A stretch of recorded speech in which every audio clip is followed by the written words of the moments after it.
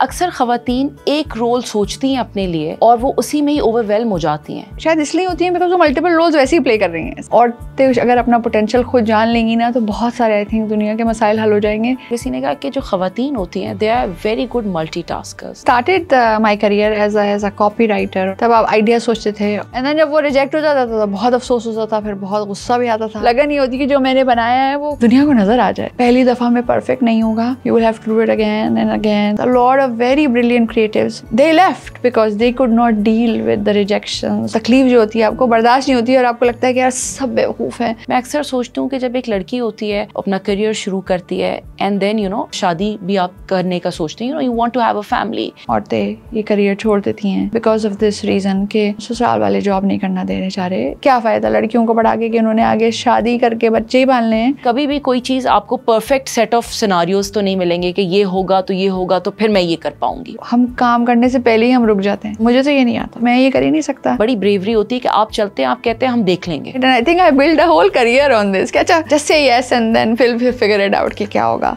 हमें तो एक सक्सेसफुल फेस नजर आता है ना कि भाई ओ ये तो बड़ी जबरदस्त है, ऑसम भाई, being a leader, being a CEO. But I also met other people who were like इसको मत सिखाओ, ये हम तुम्हारी जॉब ले लेगी। I will learn it and I will prove you wrong। मैं तुमको दिखाती हूँ करके। अगर अल्लाह ने कहा कि पत्थर में जो रहता है उसको भी रिस्क मिलेगा तो मेरी क्यों परेशानी है फिर ये।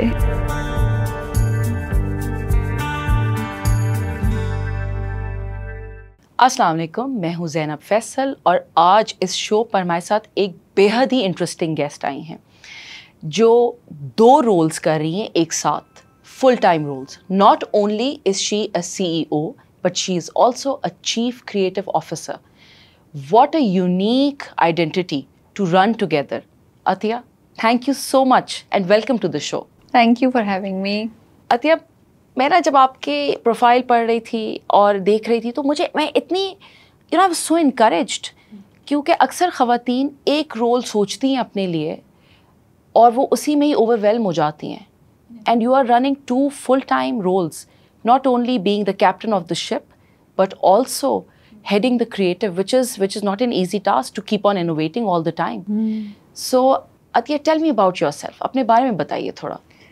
सो ज़ैनब, मैं पहले आपकी बात से स्टार्ट करती हूँ। मैंने saying कि औरतें ओवरवेल्म हो जाती हैं। आई थिंक औरतें overall we suffer from impostor syndrome, right. This is a term which says that आपको हमेशा लगता है कि मैं ये नहीं कर सकता और मैं इस काबिल नहीं हूँ या मैं फ्रॉड हूँ। All the women around the world feel this, right. एक पता नहीं ये जेनेटिक है या क्योंकि हम ट्रेडिशनल रोल्स हमें ये है कि आपने you are a care giver, you are a nurturer, तो उससे बढ़ के जब हम कुछ और सोचते हैं तो हमसे वो नहीं होता। तो औरतें तो वैसे भी एक रोल में भी ओवरवेल्म शायद इसलिए होती हैं बिकॉज वो मल्टीपल रोल्स वैसे ही प्ले कर रही हैं। So I think it's not a while I don't want to diminish the responsibilities that have been given to me, but औरतें अगर अपना पोटेंशियल खुद जान लेंगी ना तो बहुत सारे आई थिंक दुनिया के मसाइल हल हो जाएंगे बिकॉज हम खुद we put ourselves down. If I come to the role, so creative is what we sell, like any हमारा बिजनेस ही क्रिएटिविटी है। आप किसी भी क्रिएटिव एजेंसी को देख लें या कंटेंट क्रिएशन को देख लें, हम चीज़ें बनाते हैं, right, and that's what we sell ideas. So अगर हम मैन्युफैक्चरर होते तो creative is our factory in a way, right. और फिर क्योंकि आपको बिजनेस और प्रोडक्ट समझ में आता है, शायद आप उससे साथ जस्टिस कर सकते हैं। और बहुत दफ़ा ये होता है कि क्रिएटिव्स को वो बिज़नेस में आगे नहीं जाते। दे डोंट नो इवन के नंबर्स क्या हैं, दे डोंट नो कि हम बिज़नेस कितना कमा रहा है, कितने लॉस में है। They just get like overall things कि अभी हम लोगों को हायर नहीं कर सकते या अभी हमें लोगों को फायर करना पड़ेगा या अभी आप ये खर्चा नहीं कर सकते, और उनको उससे बहुत दूर रखा जाता है, राइट। पर अगर वो ये समझना शुरू कर दें कि हमारा बिजनेस कैसे प्रॉफिटेबल होता है, और in the end of the day it is a business, right, it's not and if a business is not profitable it's not a business. तो ये अगर क्रिएटिव्स ये समझना शुरू कर दें तो शायद काम भी बेहतर हो जाएगा और आप वो एक बैलेंस सीख लेते हैं कि ये काम मैं सिर्फ क्रिएटिविटी के लिए इसलिए कर रहा हूँ because this will pay me of in long term. शायद अभी आप इस पे कम पैसे बना रहे होंगे बट बिकॉज ये आपको फेम ला के देगा, बिकॉज इस काम को दुनिया देखेगी, इसलिए आप वो ये डिसाइड कर लेंगे। So being in creative person and being in charge of the business, it's actually very a very good combination. You know, it makes my head spin at times, of course, because you consciously have to put one hat on and another hat on, and I say it in meetings also कि अच्छा अब मैं अब CEO वाला hat लगाने लगी हूँ और अब मैं ये बोल रही हूँ, और अब मेरा creative hat मुझे बोलता है कि ये तो हमें करना ही करना है, इसको तो मना नहीं करना हमें. But तो ये यूनिक ज़रूर है, पर क्योंकि ingrained within the same business ecosystem है, and I think more people should do it. You know, it's not rocket science. Yes, I fumble a lot in a lot of numbers वाली meetings में I would, but so what? You learn, and you have people who are expert at their jobs. So you have a Absolutely. good CEO, CFO, a good chief operating officer, and you know, you make sure you hire the right people, and where आपकी जो weakness है वो उनकी strength हो, और जो उनकी weakness है वो आपकी strength हो. That's how you can make a team. मुझे किसी ने बड़ी अच्छी discussion हो रही थी, तो किसी ने कहा कि जो ख़वातीन होती हैं they are very good multitaskers. Yeah. जैसे आपने शुरू में कहा कि हमें अपना पोटेंशियल खुद भी नहीं पता होता है, and I think that you embody that so well, because I have seen के CEO में आप अक्सर बड़ी डिफिकल्ट डिसीजंस लेते हैं, and even as a creative you are that person who doesn't want to compromise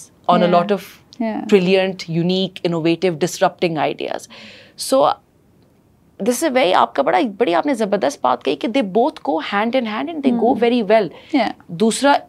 दूसरे को पावर करता है. अतिया, मुझे बताएं थोड़ा सा अपने बारे में, शुरू के बारे में, कि how you started your career, how you chose this as your career.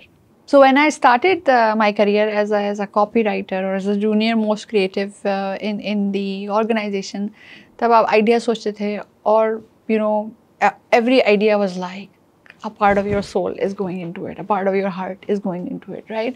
And then जब वो reject हो जाता था तो बहुत अफसोस होता था, फिर बहुत गुस्सा भी आता था लोगों पे कि यार इनको समझ नहीं आता, वो नहीं आता, whatever नहीं आता. पर शायद उस टाइम पे, और अभी भी शायद अभी ये करते हैं, like after so many years, you still work with your teams and yourself, and you come up with ideas together or alone at times, and फिर जब वो reject होते हैं तब भी अभी भी बहुत गुस्सा आता है और बहुत अफसोस होता है. But I think with time, there are two key things that every creative should learn, and everyone who wants to, progress in this or any other creative career should learn. Creative काम करना एक काम होता है, उसको बेचना दूसरा काम होता है. Absolutely. Getting people to buy your ideas is at times a bigger task than creating those ideas, right? Then the second thing is to have a reality check.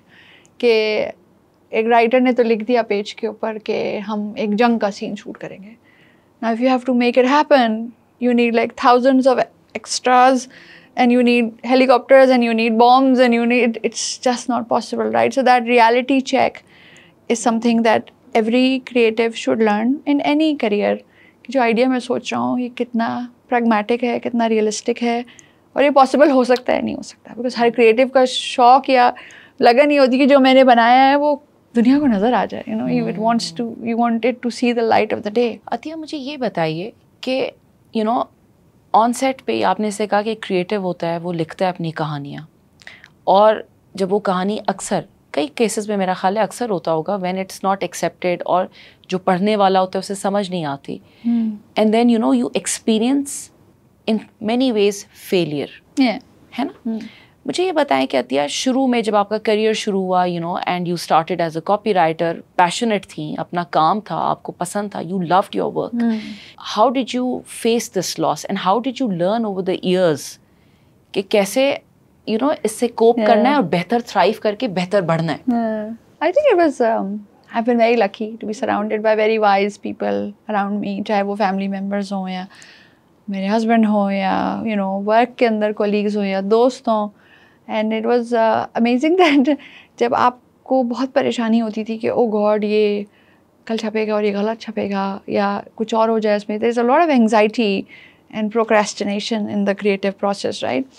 And actually it was my husband who once said when I was very जब junior थी मैं, तो he said कि इसमें इतना परेशान होने की बात नहीं है, कल इसमें समोसे ही बिक रहे होंगे. You get what I mean? Like we forget in our career कि ये किसी की ज़िंदगी मौत का मसला नहीं है. Like ऐसा नहीं है कि आप डॉक्टर हैं या कोई जंग हो रही है and you have to get there and solve a crisis.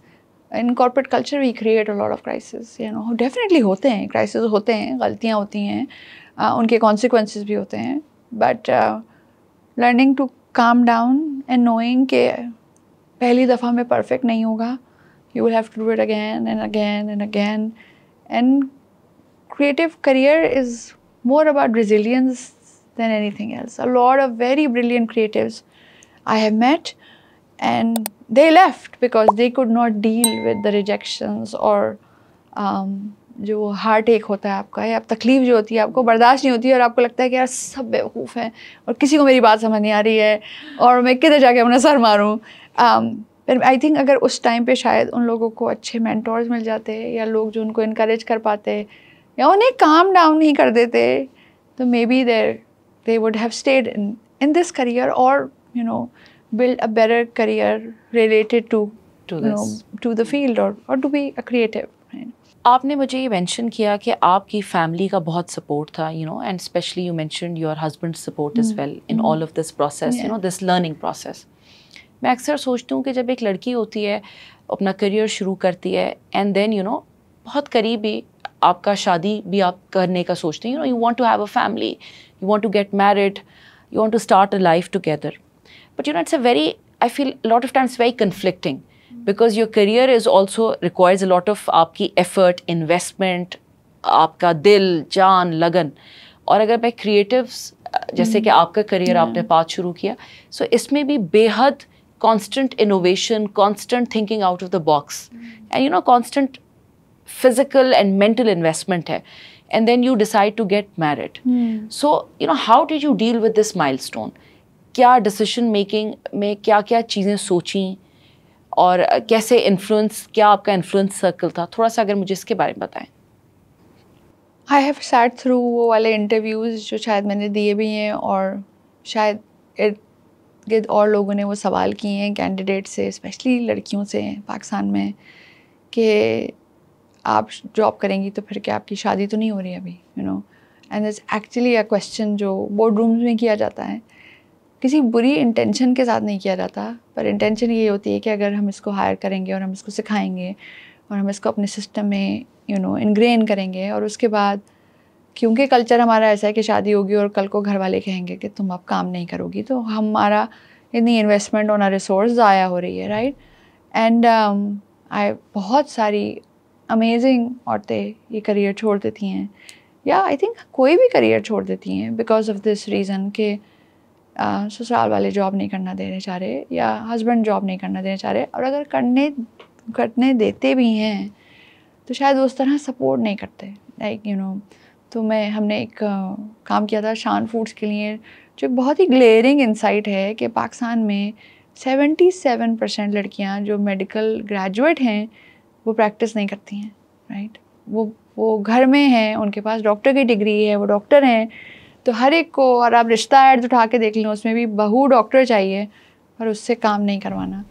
और उसका बहुत बड़ा एक इकोसिस्टम है जो कि सब हर जगह पे ख़राब है, राइट. ये नहीं है कि हम ससुराल वालों को ब्लेम करें या हम मियाँ को ब्लेम करें. पहली रीज़न तो ये है कि कोई भी औरत अगर वो 36 आवर्स के बाद ड्यूटी करके घर गई है, जो कि एक यंग डॉक्टर के साथ होता है जब वो अपना हाउस जॉब कर रहे होते हैं, उनके 3-3 दिन नहीं आते हैं घर, वो काम कर रहे होते हैं, पर अगर घर आके उससे सवाल हो कि तुम कहाँ थी, वहाँ कौन था, तुम वो तुमसे क्यों हंस के बात कर रहा था, या ये एक्सपेक्टेशन हो कि वो इंसान है ना, उसको सोना है, उसको आराम करना है, पर अब वो घर आए और अब वो उसको सब खाना पकाना है या ये सारे काम करने हैं. दूसरी चीज़ पर अगर बच्चे हो जाते हैं, हॉस्पिटल्स में हमारे पास डे केयर सेंटर नहीं है. कौन सी माँ है जो 3 दिन के लिए अपने बच्चे को छोड़ के चली जाएगी, right. And specially you are talking to young women who have young children, तो बड़े नहीं हैं बच्चे आपके, तो हॉस्पिटल्स में 24 घंटे के डे केयर सेंटर्स नहीं हैं. तो हम खुद we are setting up at every place, we are setting up these women to fail. और ये फिर कहना कि ये सीट ज़ाया करती हैं या ये डिग्री किसी लड़के को लेने देती हैं तो घर चल रहा होता, उनको फिर एक और गिल्ट और दी गई, राइट.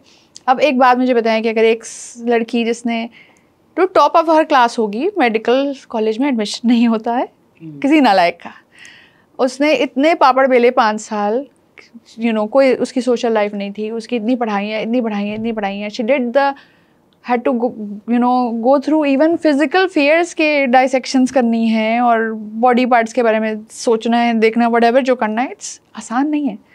तो उसको कोई शौक होगा कि वो ये 5 साल करने के बाद वो कहे, पर आप उसको ऐसे पॉइंट पे ले आते हैं कि वो कहती है कि मैं काम भी करूँ, मैं घर आऊँ पर ताने भी सुनूँ, मैं काम भी करूँ और फिर मैं घर आके यहाँ पे ये भी करूँ, और कोई किसी हाल में खुश नहीं है, और फिर मेरी अपनी गिल्ट है कि मैं अपने बच्चे को छोड़ के चली गई, राइट.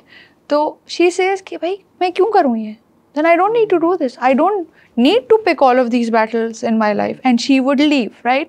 मेरा करियर कैसे चलता रहा, आई थिंक बहुत सारी जगहों पे, as I said, I've been lucky that I was lucky enough to find good people who sort of believed in me and they said अच्छा तुम जाओ करो, हम देख लेंगे, राइट.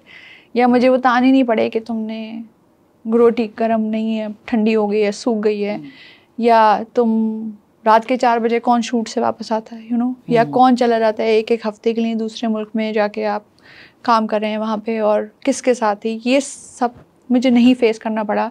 तो मैं उनका दुख नहीं जानती जिनको ये फेस करना पड़ता है, राइट. देन जब मेरे बच्चे हुए तो मेरी अम्मी साथ में थी, उससे बहुत फ़र्क पड़ा. उससे बहुत ये था कि कभी आप हिम्मत हार जाते थे तो कोई और आपको, आपकी अम्मी हिम्मत दिलाती थी कि नहीं बेटा तुमने इतनी मेहनत की, कोई मसला नहीं, मैं हूँ यहाँ, मैं ये देख लूँगी. अब अगर अम्मी ये मुझे बोलती जो उन्होंने कभी भी नहीं कहा, या सास ये बोलती कि हम ये नहीं करना चाहते, या अगर उनको मुझे नज़र आता कि उनकी ज़िंदगी हैम्पर हो रही है मेरी, तो उन्होंने वो शो नहीं होने दिया कभी भी. एंड आई एम श्योर आसान नहीं है अपनी सारे मसाइल छोड़ के, अपनी ज़िंदगी छोड़ के आप फिर दोबारा से रीस्टार्ट करें. उनकी एज तो नहीं है कि वो बच्चे पालें, right, but they did that. So I think a support system is very important. यानी ये बात बहुत ही ब्लैंकेट स्टेटमेंट होता है कि क्या फ़ायदा लड़कियों को पढ़ा के कि उन्होंने आगे शादी करके बच्चे ही पालने हैं. शायद ऐसा है क्योंकि उन बाकी जो सारे रास्ते हैं ना वो बहुत मुश्किल हैं, दे आर नॉट ईजी. जो मैं आपकी पूरी बात से ये समझी कि overall it's a whole environment, a whole support system. And I think अगर मैं अतिया इस पे गौर करूँ तो मुझे लगता है ये सिर्फ मर्दों और औरतों दोनों के लिए, even for men they also need a support system, and even for women they need a support system, and that is why they are thriving. Atiya मुझे ये पता चला कि आपने अपनी कुछ एजुकेशन बाहर भी की, and you did it after getting married. थोड़ा सा अगर आप मुझे उसके बारे में बताएं. I'm sure it was a very challenging time. और I want के मुझे वो इतनी इंटरेस्टिंग आपकी वो स्टोरी लगी, and I thought there were a lot of young women who are young parents as well and also very passionate about their work. थोड़ा सा आप मुझे उसके बारे में बताएं. सो आई थिंक वो स्टोरी मैंने बहुत दफ़ा रिपीट की है, ऑन स्टेज भी, इन डिफरेंट इंटरव्यूज़ भी. So I won't go into the details of it, but I think overall उस पूरे एक्सपीरियंस से, क्योंकि I was in a position जहाँ पे I conceived, now I have to have my baby, I didn't know what I will do, and all I decided was कि अच्छा आज का देखते हैं, कल देखेंगे, and it just became अच्छा बस आगे चलते हैं, आज चलते जाते हैं, फिर देखेंगे क्या हो गया क्या नहीं हुआ. और मैं किसी को नहीं चाहूँगी कि ये बात रिपीट करो कि तुम आप लोग मुझे फॉलो करो, प्लीज़ मत करो. बहुत मुश्किल था, बहुत ही it was not a good time in terms के अपने बच्चे को देखना है, आपने यूनिवर्सिटी जाना है, फिर आपकी पढ़ाई बहुत टफ़ है, टीचर्स बहुत टफ़ हैं, रूल्स एंड रेगुलेशंस बहुत टफ़ हैं. फिर आप लंदन जैसे शहर में हैं जहाँ बहुत हबड़ा धबड़ी है, बहुत सारे लोग हैं, फिर भी आप अकेले हैं, बहुत महंगाई है, you have to work, you have to do a job, and all of this together and being alone. The biggest thing I learn was कि आप ना कोई बस चीज़ शुरू कर दें, परफेक्शन को मत एम करें. एंड आई थिंक सबसे ज़्यादा हमारी ज़िंदगियों में अभी जो मसला है वो हम काम करने से पहले ही हम रुक जाते हैं कि मुझे तो ये नहीं आता, मैं ये कर ही नहीं सकता ना. किसी भी जॉब को उठा के देख लें आप, अगर आपने अपने आप को सेल्फ स्टार्ट करना है, आप अपने आप को रिजेक्ट कर देते हैं कि नहीं ये तो मैं ये कर सकता हूँ, ना मैं वो कर सकता हूँ. And what I learn was के अच्छा कर लो ना, फिर देखा जाएगा बाद में, right. And I think I build a whole career on this कि अच्छा okay just say yes and then फिर फिगर इट आउट कि क्या होगा. एक और चीज़ है जो औरतें, और इस वक्त तो बेचारे आदमी भी इसी से सफ़र करते हैं कि आपकी जॉब भी बहुत अच्छी होनी चाहिए, आपकी गाड़ी भी बहुत अच्छी होनी चाहिए, आपका घर भी बहुत अच्छा होना चाहिए, आपकी हॉलीडेज़ ये होनी चाहिए, आपकी इंस्टाग्राम स्टोरीज़ ये होनी चाहिए, आपका लिंक्डइन ऐसा दिखना चाहिए, आपका ट्विटर ऐसा दिखना चाहिए. There is just so much perfection की expectation that social media has put on us, because हम दूसरे लोगों को देखते हैं कि इसको देखो यार कितने कहाँ घूम रहा है और क्या कर रहा है और कौन सी गाड़ियाँ चला रहा है. जो ह्यूमैनिटी है ना, उसकी जो इम्परफेक्ट पार्ट हैं कि उसको भी गुस्सा आता होगा और वो भी शायद अकेला रोता होगा या उस स्ट्रगल कर रहा होगा, वो सब हमें नज़र नहीं आते सोशल मीडिया में. All we see is a very perfect side of people, which is so this is what I learned in that very difficult period, and you know, alhamdulillah, we survived, you know, and we came back happy, me and my son who just turned 21 yesterday, mashallah se. माशाल्लाह. So and I think हाँ, हम एक दूसरे की support है. और आज भी हम, जब वो बहुत छोटा था उस टाइम पे, जब वापस आया था, कोई नियरली 3 साल का था, हाँ, but I am glad he was there, because शायद जिम्मेदारियाँ भी आप के लिए बहादुरी बन जाती हैं. If you get what I mean, like you know, it wasn't a burden having him there. I think he was a strength, he is a strength. Atiya, आपकी स्टोरी में और जब मैं आपसे बात करती हूँ तो मुझे बार बार एक बहुत दो चीज़ें मुझे बड़ी नज़र आती हैं. एक तो a constant, you know, you strived to be brave. हर मौके पे ब्रेवरी दिखाई है आपने. जैसे हमने जब शुरू किया तो मैंने कहा 2 रोल्स, हम तो एक रोल में भी अक्सर ओवरवेलम हो जाते हैं, you know, to pick up 2 roles and to do them with your 100%. ये एक, यू नो, दैट्स द क्या कहते हैं ना, मार्क ऑफ ब्रेवरी. उसके अलावा मुझे ये लगा कि बहुत ज़्यादा humility at every step of the way and thankfulness for all that you are given at hand. क्योंकि कभी भी कोई चीज़ आपको परफेक्ट सेट ऑफ सिनारियोज तो नहीं मिलेंगे कि ये होगा तो फिर मैं ये कर पाऊंगी. बिल्कुल. सो यू नो, ये भी बहुत बड़ी ब्रेवरी होती है कि आप चलते हैं, आप कहते हैं हम देख लेंगे, we'll face whatever comes our way, we'll face it. और इसमें मुझे लगता है कि बहुत बड़ा पार्ट आपके, वही जैसे हमने बात की, support system, you know, your mentors, your partner. मुझे थोड़ा सा ये बताएं कि मेंटोर्स का क्या आपकी लाइफ में एक रोल रहा. अच्छा, शुरू में I think in early career शायद आपको उस तरह से लेबल्स के साथ मेंटोर नहीं होते थे, right? Of course I had some very good teachers who were bosses और senior to me, but I also met other people who were like, इसको मत सिखाओ, ये हम तुम्हारी जॉब ले लेगी, and you know, this was on my face then. And then अब आपने जब ऐसी बात सुनी तो 2 तरीके हैं ना, यानी अब आप या तो कहें कि ओके मैं नहीं सीखती because he said this to me, or the other thing is that I will learn it and I will prove you wrong. मैं तुमको दिखाती हूँ करके. तो I think, और कभी कभी आप नहीं भी दिखाते, आप फेल होते हैं उसके ऊपर, आप उसको बहादुरी कह लें या उसको बेवकूफ़ी कह लें. I think सेम कॉइन के दोनों डिफरेंट साइड्स हैं. I say this to my kids also कि what is, सबसे ज़्यादा क्या बुरा हो जाएगा? तुमको इतनी एंग्जाइटी हो रही है मैथ के पेपर के बारे में क्योंकि उस टीचर से डर लगता है, वो क्या कर देगी, वो तुम्हें फेल कर देगी, दोबारा दे देना, क्या हो जाएगा? तुम्हें ये लगता है तुम फेल हो जाओगी तो we won't love you any मोर.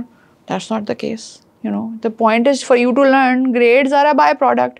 तो ऐसा क्या हो जाएगा? I have lived my life thinking, देखिए लाइफ का एंड तो सबका सेम है ना, सब ने मरना है, यू नो. तो अगर जिस दिन हम वो एक्सेप्ट कर लें बात कि मरना है, तो फिर तो हम जी सकते हैं. You get what I mean, like मरना तो एक दिन है ना, बाकी ज़िंदगी तो जीनी है. तो या तो मैं रुस के ज़िंदगी गुजार लूँ कि ये भी नहीं है और वो भी नहीं है, या मैं देखूँ कि ये भी है और ये भी और ये भी है. So I think it's just and बहुत सारे लोग आपको ये कहते हैं कि ग्रैटिट्यूड प्रैक्टिस करो. रात को सोने से पहले अक्सर लोग ये परेशान होते हैं कि महीना कैसे गुजरेगा और ये महंगाई कैसे कंट्रोल में आएगी, या बिल कैसे दिया जाएगा, या बच्चों के स्कूल की फ़ीसें, ये सब. और पता है आपको, इंसान वाहिद वो स्पीशीज़ हैं, ह्यूमंस, जो जान के नहीं सोते, जो अपनी नींद भगाते हैं. यानी जितने भी जानवर दुनिया में हैं वो सब सोते हैं. कोई ऐसा नहीं है जो फ़िक्र की वजह से जाग रहा हो. और हम फ़िक्रों में, काम पे, इवन वांटेड टू, हम अपनी नींद भगाते हैं और हम अपने आप को वो सुकून नहीं देते, वो रीसेट नहीं देते. तो हम, अगर हम, यू नो, एक बात होती है कि आप प्रैक्टिसिंग मुस्लिम हैं, राइट? एक बात होती है कि आपका ईमान कितना पक्का है. ईमान जो वो है कि अगर अल्लाह ने कहा कि यू नो वो पत्थर में जो रहता है उसको भी रिस्क मिलेगा, तो मेरी क्यों परेशानी है फिर, ये मेरी तो नहीं है, यानी अब मिलना होगा तो मिलेगा, नहीं मिलेगा तो नहीं मिलेगा। सो एक हमारे मेंटोर थे अनवर रमल साहब, अल्लाह उनको हमेशा सेहत दे, लंबी उम्र दे, यू नो, एंड वो बड़े लेजेंडरी आदमी हैं। उन्होंने एशियाटिक कंपनी बनाई थी जो बाद में JWT बनी, जो अब ग्रे है। एंड वो ही बोलते थे कि बेटा सर नीचे करो और काम करो, काम पैसे आने होंगे, जो लिखे होंगे वो आएंगे, और जो नहीं आने होंगे ना, वो तुम मर भी जाओ काम कर करके नहीं आएंगे।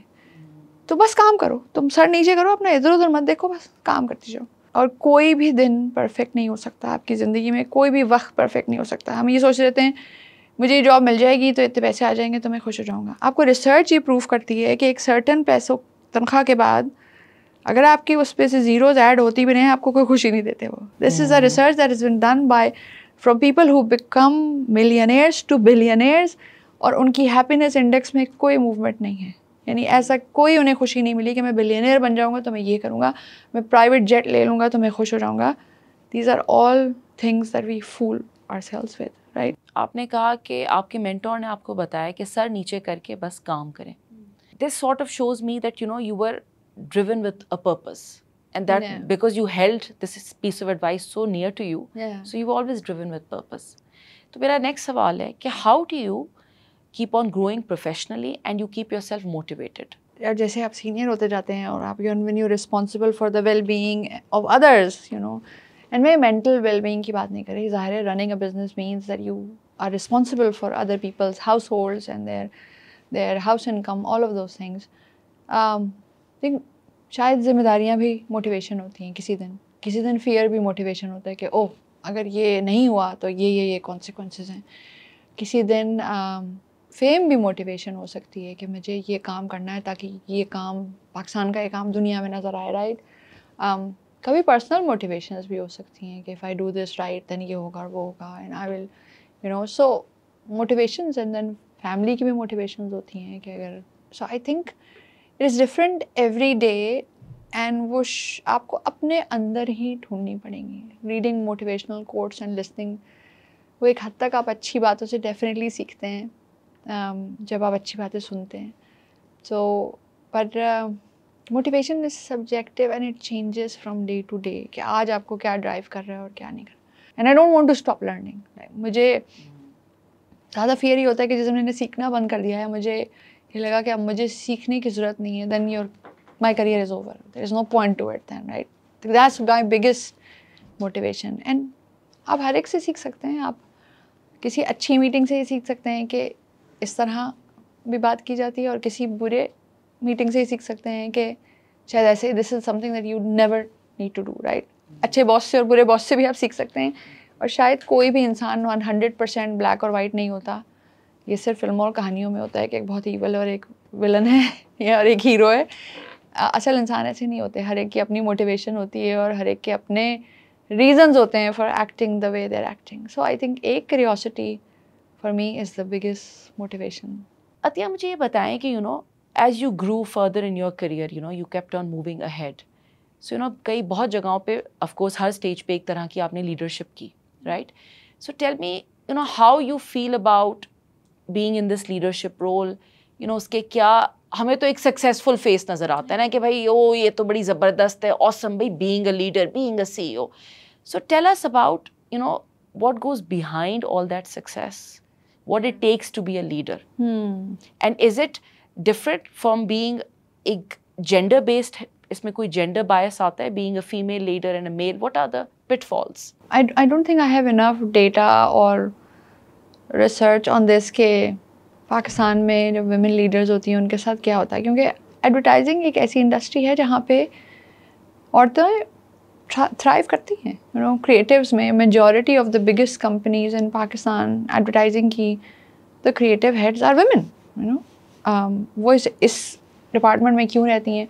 हाँ, CEOs कम हैं फॉर श्योर हैं, and I am happy to say that I am not the first one. देखिए और औरतें जो हैं उन्होंने, जैसे सारा कुरैशी थी, she was the CEO for JWT, जो प्लानर थी and all. Yes, I am the first creative में भी हु बिकेम अ CEO, पर इसमें कमाल की बात नहीं है, लाइक इन द सेंस आप कर सकते हैं। So I think behind the scene और क्या बायस होता है for, of course there is a lot of things that I can do which maybe a man in a meeting can do, you know.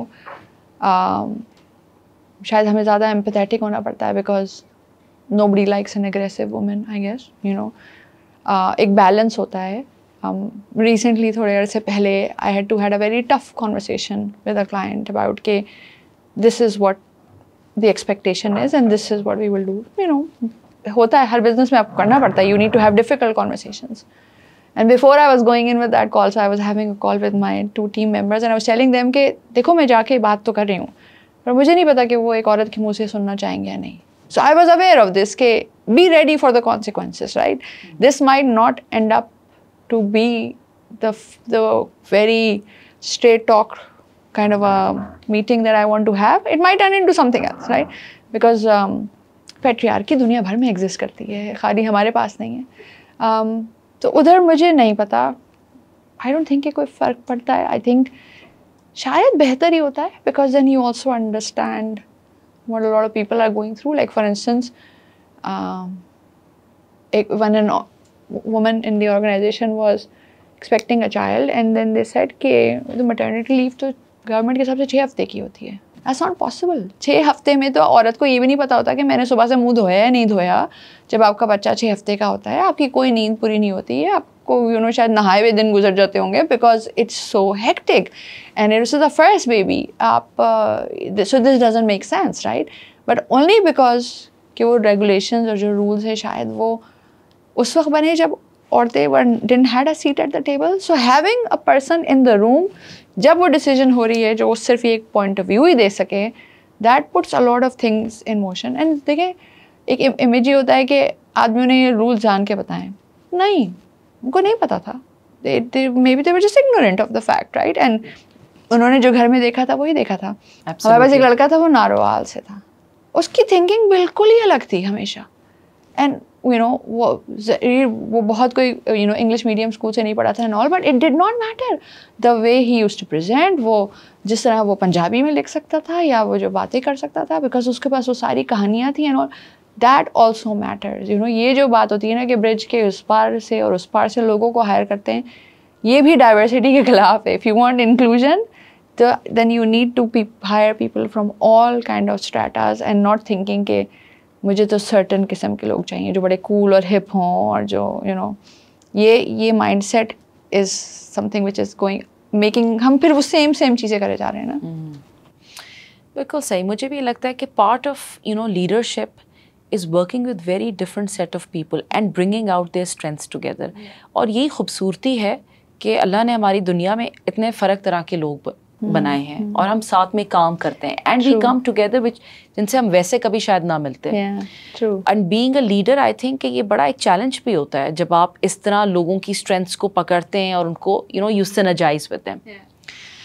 मुझे एक ये बड़ा सवाल है अतिया जो बार बार आता है कि अब का ज़माना जिससे टेक्नोलॉजी पेसअप किए जा रही है and you know you are a creative, you are running a creative company. Concepts हैं, आए दिन नए नए कॉन्सेप्ट्स लोग बनाते हैं और उस पर क्रिटिक किए जाते हैं, देन कुछ उसमें से निकलते हैं and then they become a big huge success story.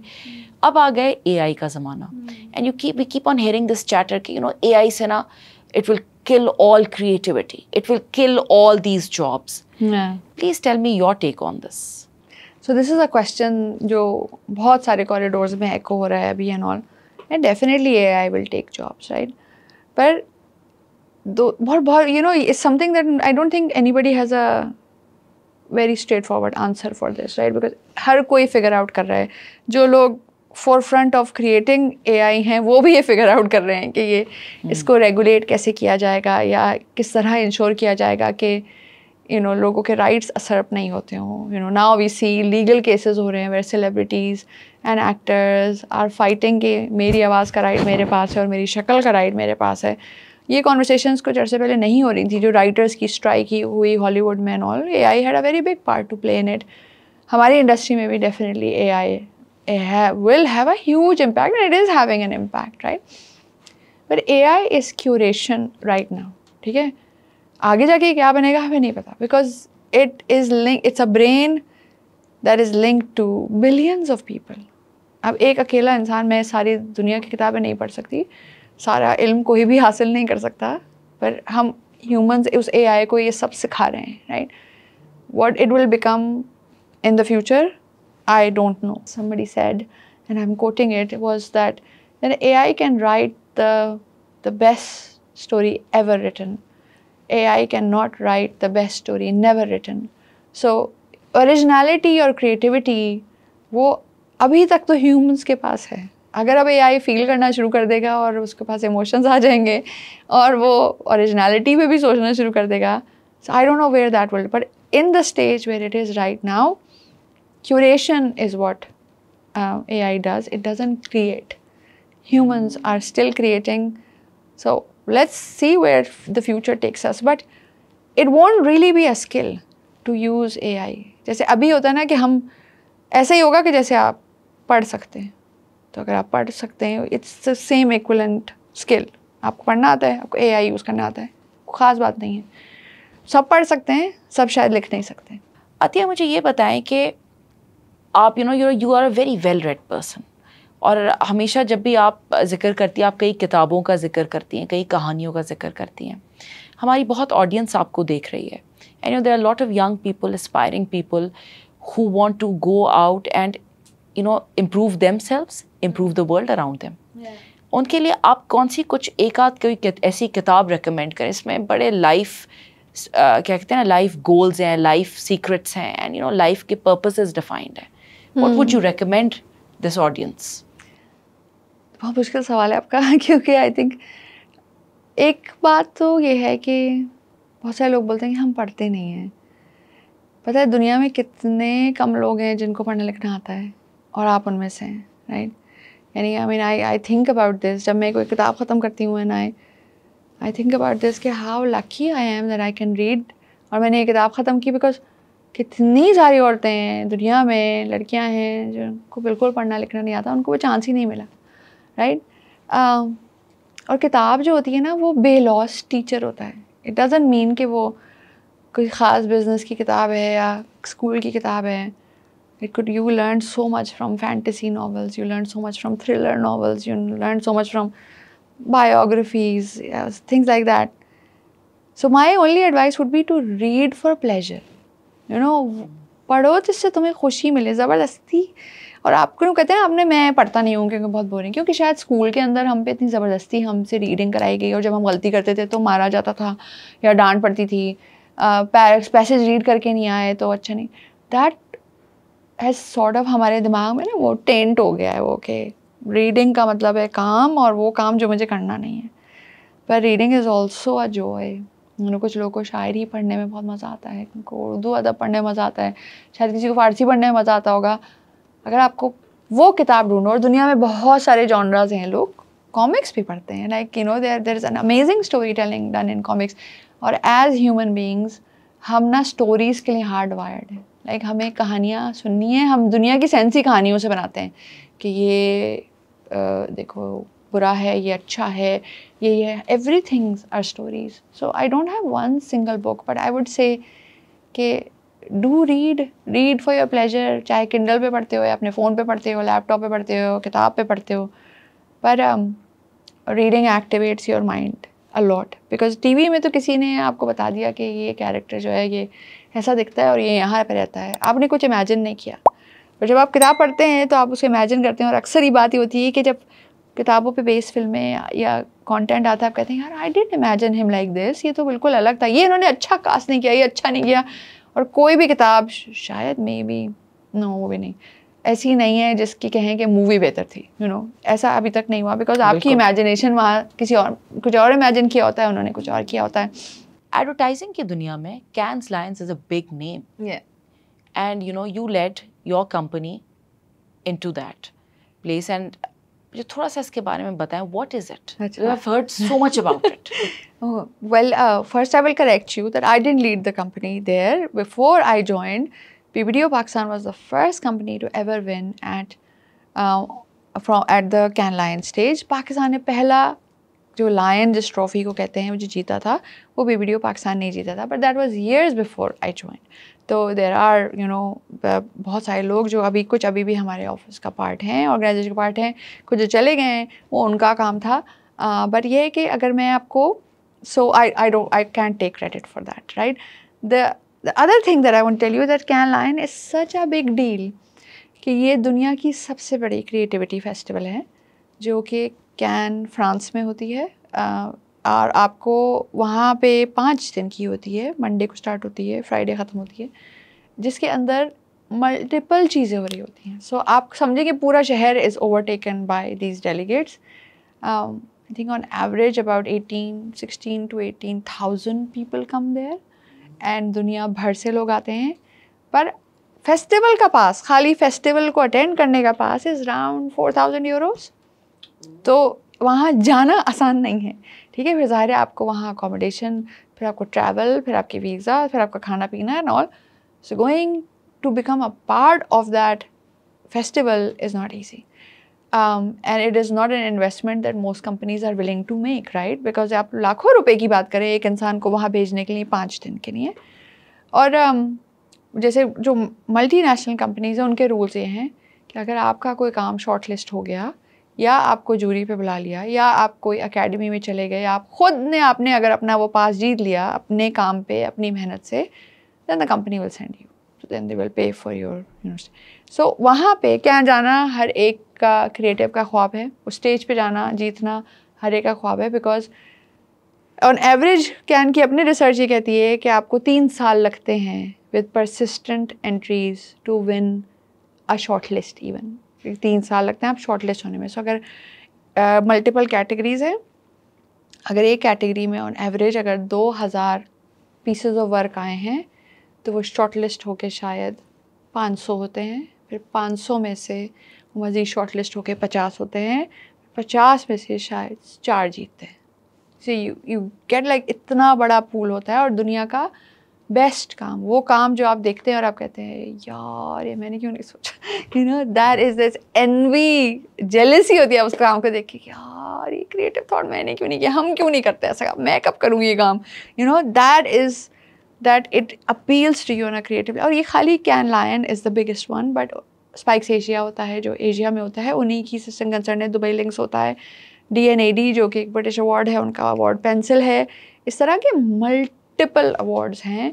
पर award is not, you know, trophy जीतना is not the thing, but it's more like it is a competitive sport, right. आप फुटबॉल ही क्यों खेलते हैं अगर आपको वर्ल्ड कप नहीं जीतना, यानी क्यों खेलते हैं अगर आपने शौक में खेल रहे हैं ना. तो this is not a hobby. You want to win, you want to say कि यार जो आइडिया मैंने बनाया था या जो हम सब ने मिलके किया था, it was the best in the world. So हज़ारों औरतें अप्लाई करती हैं इसी पीरियड में. सो 15 जाती हैं. So I was the first one who got selected. And then but the amazing thing is कि मैं 2016 में सिलेक्ट हुई. मुझे फ्रांस की एम्बेसी ने वीज़ा ही नहीं दिया. They rejected my visa. Oh. So I didn't go that year. And I was like, it said that the reason for visa application is unreliable. I said, yeah, I don't believe it either. आपको शक हो रहा है, मुझे भी शक हो रहा है कि ये वाकई मुझे दिया इन्होंने नॉन. पर उस टाइम उन्होंने अपनी प्रेस रिलीज निकालने में देर कर दी थी और इस तरह की बातें थी. 2017 में मैंने दोबारा अप्लाई किया. Then I got in and that time I asked them कि भाई 1 साल आप मैं नहीं जा पाई तो प्लीज़ आप ज़रा अपनी प्रेस रिलीज जिसमें मेरा नाम तस्वीरें हों वो ज़रा ख़बरों में ज़रा जल्दी निकाल दें ताकि मैं वो प्रूफ लेके चली जाऊँ कि भाई वाकई में सिलेक्ट हुई, मेरा नाम है, मेरी शक्ल है and all. And then I got the visa and then I went in 2017. Atiya, हमारे ना बहुत सारे लोग आपको देख रहे हैं इस वक्त and you know they are inspired by your journey. They want to take your career path. What is that message that you would want to give from our platform to all those people who are watching you? Big one. I think believe in yourself and also don't think that you know everything. You know, I don't know everything. Not at all. Like, and self-importance से ज़्यादा ये शायद याद रखने की ज़रूरत है कि no one can do this alone. You know, मैं एक अकेली यहाँ सीट पे बैठी हूँ पर मेरे पीछे और मेरे साथ बहुत सारे लोग हैं who've enabled me to come and sit here, right? It's just not luck, it's just not hard work, it's also the people around you and who believe in you. और हो सकता है लोगों के पास वो नहीं हो, right? Then आप फिर वो लोग ढूंढो. Find the people who will become your champions. जो आपका नाम ले जब आप उस कमरे में मौजूद नहीं हो और वो आपको मेंशन करें वहाँ पे कि नहीं तुमने उसके बारे में सुना है. and the only way you can do that is when you become that for other people, no? अगर आप, और वही है ना, मकाफात अमल है ना, आप जो देते हैं, जेनरोसिटी देते हैं तो जेनरोसिटी वापस आती है, एंड पॉजिटिव एनर्जी देते हैं तो पॉजिटिव एनर्जी वापस आती है. If you want to be a leader, get to know yourself, get to know your weaknesses, get to know your strengths, work on your weaknesses. ये ऐसा नहीं होगा कि मैं CEO बन गई, ख़त्म भाई, अब तो मैं the boss, I am it. No, it doesn't work like that. दुनिया में बादशाह आए और इतने लोग बड़े बड़े आए और वो चले गए, दुनिया चलती रही. तो the day when you remember के I don't matter, what how I impact others matters. So just remember that, believe in yourself, believe in other women also, believe in other men also. I guess that's the only thing I can say. Thank you so much for your time, Atiya. आपने pearls of wisdom जिसे कहते हैं, और आपकी humbleness and humility has really inspired me. Thank you. No matter what in life, and your gratitude and humility have been inspiring. अगर आपको हमारा ये आज का शो पसंद आया हो तो please don't forget to like and subscribe, and don't forget to leave a comment.